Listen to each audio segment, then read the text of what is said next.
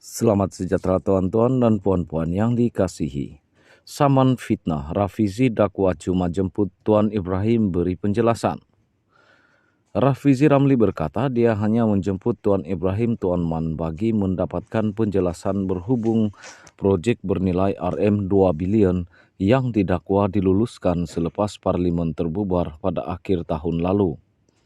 Menteri Ekonomi Rafizi Ramli menjelaskan hal itu dalam kenyataan pembelaan terhadap saman fitnah dikemukakan timbalan Presiden PAS berkenaan. Pembelaan Rafizi difailkan di Mahkamah Tinggi Kuala Lumpur pada 28 Desember tahun lalu. Tindakan sivil itu difailkan Tuan Ibrahim pada November 2022. Berikutan dakwaan dibuat Rafizi bahawa kerajaan sementara melalui Kementerian Alam Sekitar dan Air Kasa cuba menganugerahkan kontrak bernilai berbilion ringgit kepada syarikat kroni. Menurut dokumen pembelaan yang dilihat Malaysia Kini, Rafizi menafikan kenyataannya yang dibuat semasa 2 sidang media di Ibu Pejabat PKR di Petaling Jaya, Selangor pada 7 dan 9 November tahun lepas adalah fitnah atau dilakukan dengan niat jahat. Defendant menegaskan dia membangkitkan isu itu untuk tujuan perhatian umum serta wawancara awam yang sehat.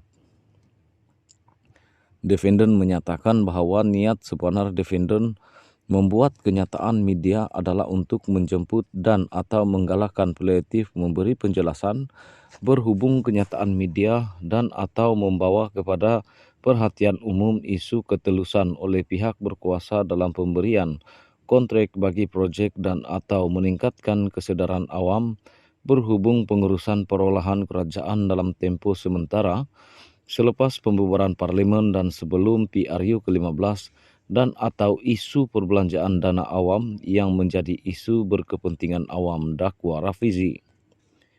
Timbalan Presiden PKR itu mendakwa dia memperolehi maklumat berhubung komunikasi dan proses dalam pemberian projek tertentu di bawah KASA dan Tuan Ibrahim sebagai menterinya ketika itu perlu menjawab untuk memberi penjelasan. Usaha defendant tidak mempunyai niat jahat. Ia selaras dengan hak defendant untuk menyuarakan pendapat dan pandangan sebagai ahli politik, warga negara dan pembayar cukai, dan ia juga dilindungi di bawah perkara 10-1-E Perlembagaan Persekutuan, kata Rafizi.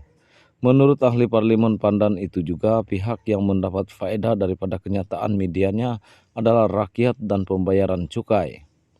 Justru, katanya adalah salah bagi Tuan Ibrahim melihat semua itu dari sudut yang sempit seolah-olah membabitkan isu peribadi di antara defendant dan plaintiff dan PAS.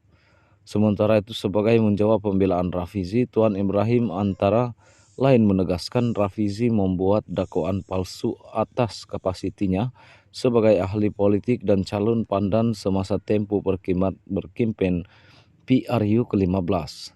Melalui dokumen yang difailkan ahli parlimen Kubang Krian pada 19 Jan lalu, dia mendakwa hujah itu dikuatkan lagi oleh Rafizi yang didakwa mengakui tidak berniat untuk membuat laporan polis kepada Suruhanjaya Pencegah Rasuah Malaysia sebaliknya menunggu sehingga partinya memenangi PRU dan membentuk kerajaan.